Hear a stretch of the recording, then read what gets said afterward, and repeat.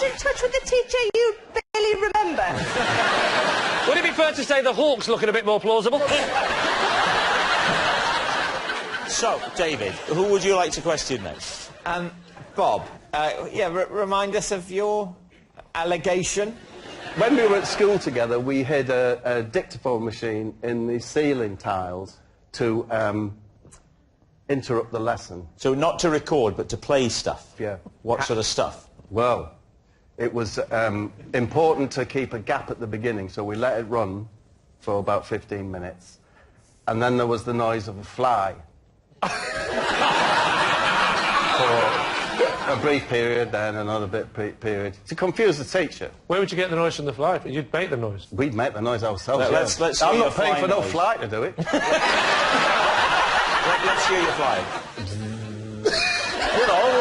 It does sound like a fly. Can I hear your bee? We didn't do a bee. Do you know how to do a bee? Just like that fly.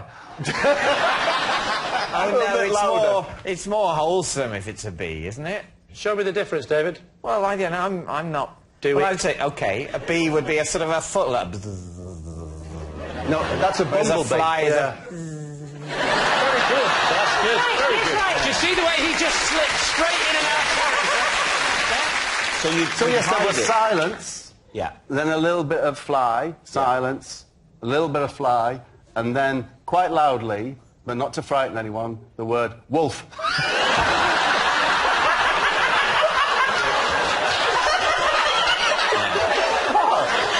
Then more silence. A bit more silence. Then Speedway Stadium. Speedway Stadium. Do you know, the idea was just to say kind of random things. He was a really nice teacher called Bill Whitlingham.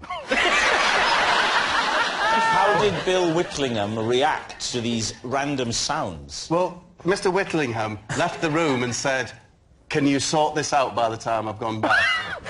So whatever it is that's going on.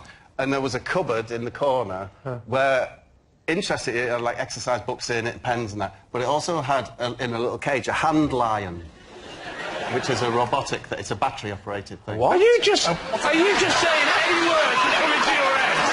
In any order? Right. It's a hand lion, and if you've been... hand lion? It's a robotic, animatronic hand lion, yeah? And if you've been particularly good, he would put it on your hand and set it to lick. If you've been particularly... Was this like a clockwork lion? No, it was remote control. It was remote control? Remote control. He had the controller in his desk, and he said, you've the been actual such a hand good lion... boy. Get out the hand lion, and you'll get a lick. And if you'd been bad, you put him on your hand and he'd strike. He'd strike at your hand. So the hand lion had two settings. It could lick or it could strike. Yes, good boy, bad boy. Right, Good thanks. boy, bad boy. Now, the only problem with it, of course, was... What, this story? The only problem was if the batteries got low, it would get constipated. No, anyway, but in this cupboard, so we got up on the cupboard. You climb onto the cupboard that the hand lion is housed in. Probably asleep. Right, you reach up onto the ceiling tile. Take out the dictaphone. Switch it off. Yep. Mr. Whitlingham comes back in. Yes. What happens? He's nervously awaiting another, edict from above. Yeah. Doesn't come, we carry on with the lesson. British government and politics it was. There was a lesson called British Government and Politics? Yeah. Whole year on that? 2 years, it was A-level. For these sixth formers, Yes. a hand lion... that can either lick or strike was what was used to express praise or the opposite to these 17 or 18-year-old students. And it was very effective. All right, would you like to move on to the final claim? So, Lee, tell the story about Keith. I was at a village fete, and To Village Fate. I was helping out. What village? Thames Ditton. Why were you helping out at Thames Ditton? Because I don't live too far away from there, and they asked me to help out, and I did a few little things, like I did a bit of tombola, a bit of announcing. Then I went over to judge the pig racing. The usual things you do at a fete, you know. The pig racing? Yeah. I don't know why I judged it, because you're first past the post. Well, now, I was in case of a dead heat. And what happened with the hawk and Keith and the wig? One of the things I had to do was to volunteer to stand there and learn. He had the little headpiece on where he teach the crowd basic falconry, I believe we call it. I'd stick the glove on and then hold this little thing. I don't know what it was, but I'm doing this. A small morsel of meat. Thank God you've been to one, because I haven't. I'm holding a small morsel of meat. Then what happens? And then the swan comes down. The swan came down. So the hawk comes over, right? It comes over. There's a person missing from the story, and it's the mayor, right? The local mayor. I can't say it in... I always struggle. The mayor! The mayor! You're standing next to a horse. Yeah, so the local... So the mayor is doing his bit, but the mayor has got a wig on, right?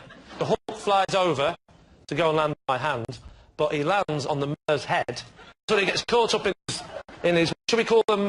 Talons! He gets caught up in talons, and then in the sort of panic, the bird sort of... And he can't release this wig, and he flies off, and he goes into the tree. I said, why didn't he go for the meat? And he said, I genuinely think the gold chain caught his eye, there was a bit of confusion for a second, and he just did a bit of an emergency landing on a mare's wig at Thames Devon Fate. What's there not to believe? At that point, did you cry, oh no, the mare's hers over there?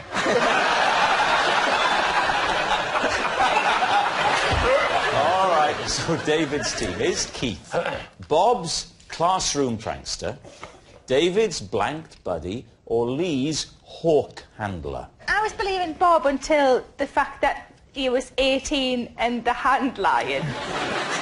I'm leaning towards David. I think I'm leaning towards David. I think it's Bob, and I think he panicked because he knew we were onto him, so he went on a ridiculous hand line to throw us off the step. I'll go Bob, but I've been wrong before. Sarah? I'm going to go David. We'll go David. You're saying David. Keith, please reveal your true identity. My name's Keith, and Bob and I recorded voices and hid the dictaphone in the ceiling.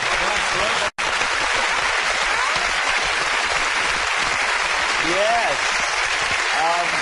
Keith is Bob's classroom prankster. I would never have believed that all that stuff about a hand line was completely true. Thanks very much, Keith. Thank you. Which brings us to our final round, Quickfire Live. We start with... It's Sarah Millican. Possession.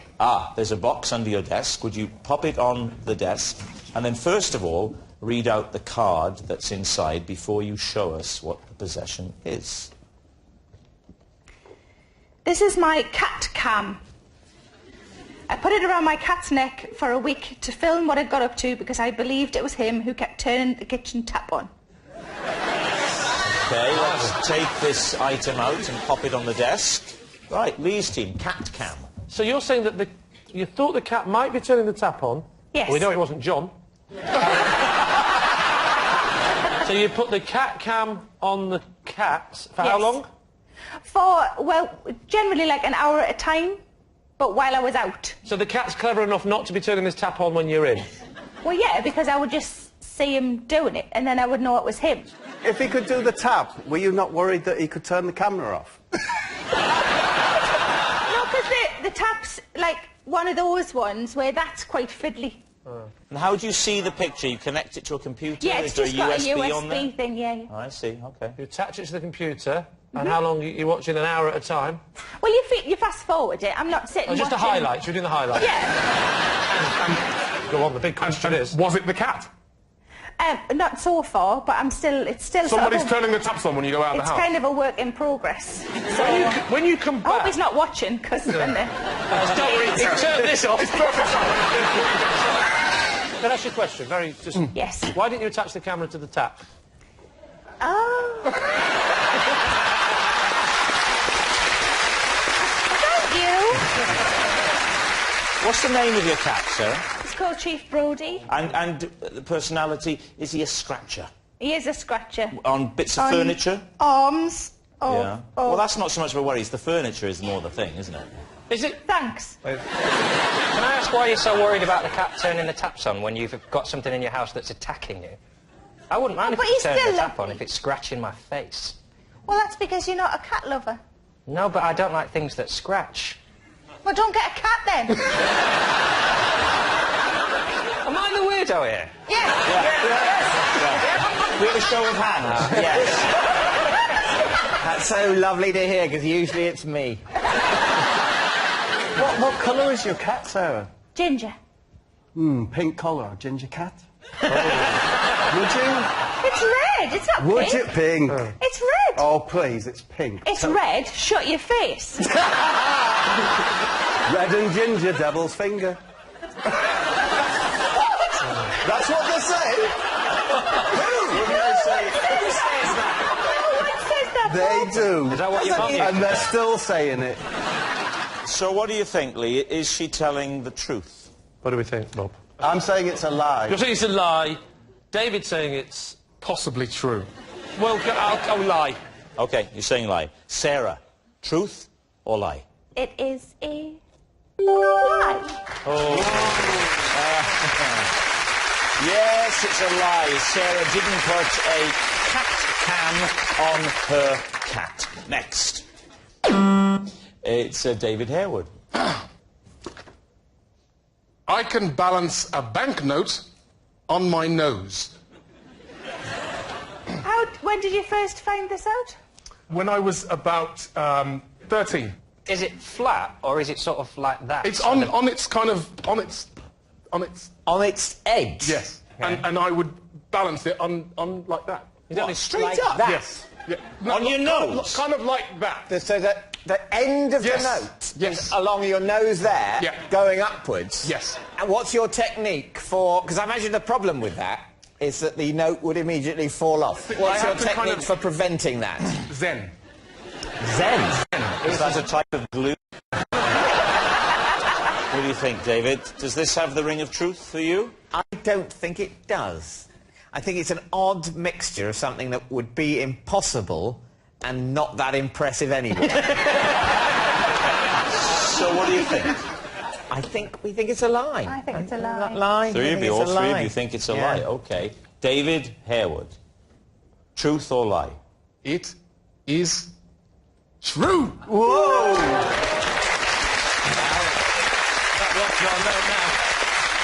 Yes, it's true. Whoa. You pulled that out at just the right time for us. Cheers, mate. I have to stand up for this. All right, please do. Here we go. Take your time, milk it.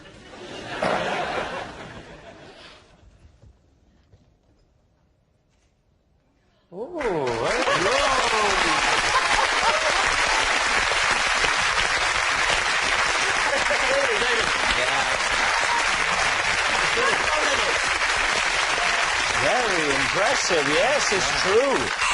Oh, and that noise signals time is up. It's the end of the show. And I can tell you that Lee's team have triumphed by 3 points to 2.